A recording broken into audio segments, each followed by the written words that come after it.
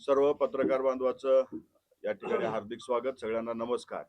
आजच्या पत्रकार परिषदेला राष्ट्रवादी काँग्रेस पक्षाचे परभणी जिल्ह्याचे निरीक्षक आर्दड साहेब, राष्ट्रवादी काँग्रेस पक्षाचे परभणीचे जिल्हाध्यक्ष, पाथरी विधानसभा मतदारसंघाचे आमदार राजेश भैया विटेकर, परभणी शहरचे अध्यक्ष प्रताप भैया देशमुख, अक्षय भैया, जामकर साहेब, दादा साहेब, युवकचे जिल्हाध्यक्ष रोहन, गणेश निरस व सर्व सन्माननीय पत्रकार बांधवांनो, आज या ठिकाणी राष्ट्रवादी काँग्रेस पक्षाकडून या विशेष पत्रकार परिषदेचा नियोजन यासाठीच करण्यात आलेलं आहे की परभणी महानगरपालिकेच्या निवडणुकीमध्ये राष्ट्रवादी काँग्रेस पक्ष आणि राष्ट्रवादी काँग्रेस पक्ष शरदचंद्र पवार गट हे निवडणुकीला सामोरे जाणार. त्याची घोषणा थोड्या वेळाने अधिकृतपणे कुठल्या वार्डातून किती जागा असतील ते आमची या पत्रकार परिषदेच्या नंतर फौजियाताई सोबत बैठक होईल आणि त्या बैठकीच्या नंतर आम्ही कुठल्या जागा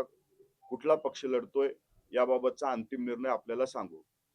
ही निवडणूक स्थानिक पातळीवरची असल्यामुळं महाराष्ट्र राज्यामध्ये अनेक ठिकाणी स्थानिक पातळीवरच्या लोकांच्या भावना लक्षात घेऊन, पदाधिकाऱ्यांच्या भावना लक्षात घेऊन त्या ठिकाणी तशा पद्धतीचा निर्णय हा घेण्यात आलेला आहे. राज्यामध्ये आम्ही महायुतीमध्ये जरी सामील असलो तरी स्थानिक पातळीवरच्या पदाधिकाऱ्याला जास्तीत जास्त न्याय देता यावा यासाठी पदाधिकाऱ्यांच्या भावना लक्षात घेऊन काही ठिकाणी युतीमध्ये आम्ही आहोत, काही ठिकाणी मैत्रीपूर्ण लढत होते आणि काही ठिकाणी आम्ही पवार साहेबांच्या पक्षासोबत या ठिकाणी निवडणुकीला सामोरे जातोय. ही निवडणुकीला सामोरे जात असताना आम्ही आमच्या पदाधिकाऱ्याला जास्तीत जास्त न्याय भेटावा या उद्देशानेच हा निर्णय घेतलेला आहे. या निर्णयामुळे कुठेही राज्यामध्ये जी महायुती आहे त्याच्यामध्ये कुठेही परिणाम होणार नाही, कारण प्रत्येक पक्षाने ही निवडणूक लढत असताना किंवा निवडणुकीला सामोरे जात असताना स्थानिक पातळीवरच्या ऍडजस्टमेंट बघून त्या ठिकाणी आघाडी आणि युती केलेली आहे. अनेक ठिकाणी आपल्या पारंपरिक मित्रासोबत असू द्या किंवा जुन्या मित्रासोबत पक्षाने आघाड्या केलेल्या आहेत. या आघाडीचा राज्याच्या महायुतीवर कुठलाही परिणाम होणार नाही. ही आघाडी फक्त स्थानिक पातळीवरती असून पदाधिकाऱ्यांच्या भावना लक्षात घेऊन केली गेलेली आघाडी आहे. त्यामुळं आपले जे काही प्रश्न असतील ते आपण आता विचारावे. महायुतीमध्ये खास करून तुमच्या पक्षाजवळ नाही, त्याच कारणामुळे शरद पवारांच्या राष्ट्रवादी जवळ करतायत का तुम्ही?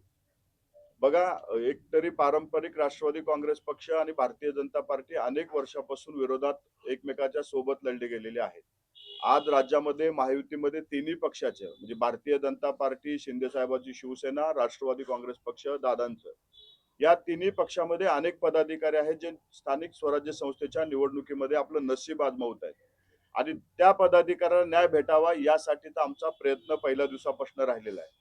आम्ही पहिली प्रायोरिटी ही महायुती म्हणून तीन पक्षासोबत चर्चा केली, परंतु त्या ठिकाणी आम्ही आमच्या पदाधिकाऱ्याला किंवा ते लोक त्यांच्या पदाधिकाऱ्याला न्याय देऊ शकत नव्हते, म्हणून हा निर्णय या ठिकाणी पदाधिकाऱ्याला न्याय देण्यासाठी घेण्यात येतोय.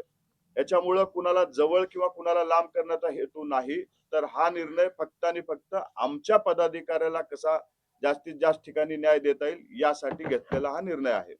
परभणी शहरामध्ये अजितदादांच्या गटाची ताकद मोठी आहे, आपल्याकडे उमेदवार मोठ्या संख्येने आहेत. अशा वेळेला जागा वाटपाचं सूत्र कसं राहणार? त्याबाबतचा अंतिम निर्णय आपली पत्रकार परिषद झाल्याच्या नंतर आम्ही त्यांच्या पक्षाच्या नेत्या फौजियाताईशी भेटणार आहोत आणि त्यानंतर आपल्याला जागा वाटपाचा निर्णय हा अंतिम आपल्या समोर मांडू. त्यांच्याकडून जर समसमान जागा वाटपाचं सूत्र आलं तर अशा वेळेला काही, कारण आपल्याकडून इच्छुकांची संख्या जास्त आहे. प्राथमिक चर्चा आमची झालेली आहे. या चर्चेनंतर आम्ही शेवटच्या टोकापर्यंत आलेलो आहोत. एक दोन ठिकाणी आमची अडचण आहे, ती भेटल्याच्या नंतर तो प्रॉब्लेम सुद्धा सॉल्व्ह होईल आणि अंतिम निर्णय आपल्या समोर मांडला जाईल. काही तास शिल्लक आहे, आता प्रेस घेतली तुम्ही, मग या प्रेसमध्ये शरद पवारांची राष्ट्रवादीचे नेते अपेक्षित होते, युतीची घोषणा होता, मग कोणी दिसलं त्यांच्या? थोड्या वेळानं तुम्ही आमच्या सोबत चला, तेही आपल्याला आमच्या सोबत दिसतील. आता ही पत्रकार परिषद झाल्यानंतर आम्ही सर्वजण त्यांच्याकडे जाणार आहोत, तिथं बसून चर्चा होईल आणि त्या चर्चेनंतर अंतिम निर्णय आम्ही तिथं कुठल्या जागा, कुठले प्रभाग हे त्यांना आहेत, कुठले प्रभाग आमच्याकडे आहेत तो आम्ही जाहीर करू. निवडणुकीच्या पार्श्वभूमीवर आता काही नवीन चेहरे आपल्या राष्ट्रवादीमध्ये प्रवेश करत आहेत, आता न्याय मिळवून देणार आहेत, जे निष्ठा कार्यकर्ते असतील किंवा जे नवीन कार्यकर्ते येत आहेत. राष्ट्रवादी काँग्रेस पक्षाने नेहमीच नव्या जुन्याला सोबत घेऊन पक्ष बांधणीकडे लक्ष दिलेलं आहे. प्रत्येकाचा सन्मान राखण्याचं काम हे राष्ट्रवादी काँग्रेस पक्षाचे नेते, राज्याचे उपमुख्यमंत्री अजितदादा पवार यांनी केलेलं आहे. आगामी काळात स्थानिक स्वराज्य संस्थेच्या निवडणुकीमध्ये सुद्धा आमची प्रायोरिटी जो उमेदवार निवडून येईल त्याला तिकीट देण्याची प्रायोरिटी राहणार आहे. त्यानंतर जो पक्षासाठी मेहनत घेतलेला आहे त्याला वेगवेगळ्या माध्यमातून त्याचा सुद्धा मान सन्मान राखण्याचं काम हे पक्ष नेतृत्वाकडनं केलं जाणार आहे. त्याच्यामुळं नव्या जुन्याचा वाद निर्माण न होता आमची प्रायोरिटी आमचा पक्ष स्थानिक स्वराज्य संस्थेमध्ये क्रमांक 1चा पक्ष कसा होईल, महानगरपालिकेवरती कसा राष्ट्रवादीचा झेंडा फडकेल यासाठी आमचा प्रयत्न असणार आहे. नव्या जुन्याचे वाद आमचे नेते सक्षमपणे सोडवतील. पुढच्या निवडणुकीचं द्योतक आहे का दोन्ही राष्ट्रवादी एकत्र येतात या दोन तर तिकडचे आणि एक हे तिसरं झालं.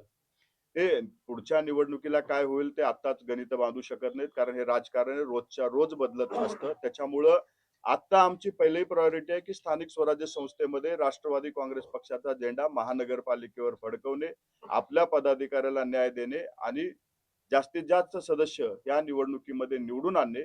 या निवडणुकीच्या गणितामुळं मला वाटतं पुढचे गणित बांधणं हे घाईचं ठरेल. त्याच्यामुळं आत्ताच कुठले अनुमान न बांधता आमची प्रायोरिटी, आमचं ध्येय या महानगरपालिकेमध्ये राष्ट्रवादीचा झेंडा फडकवणे आहे.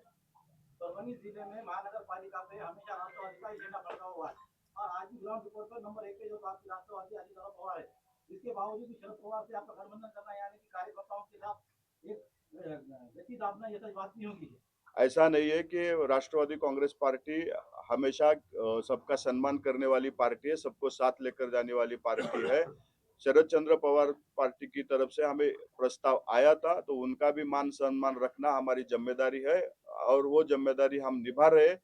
वो आने से हमारे किसी भी पदाधिकारी पे अन्याय नहीं होगा, इसकी पूरी कोशिश हम करेंगे. राष्ट्रवादी काँग्रेसला शरद पवार गटाचा प्रस्ताव आला होता त्यावेळेस सोबतच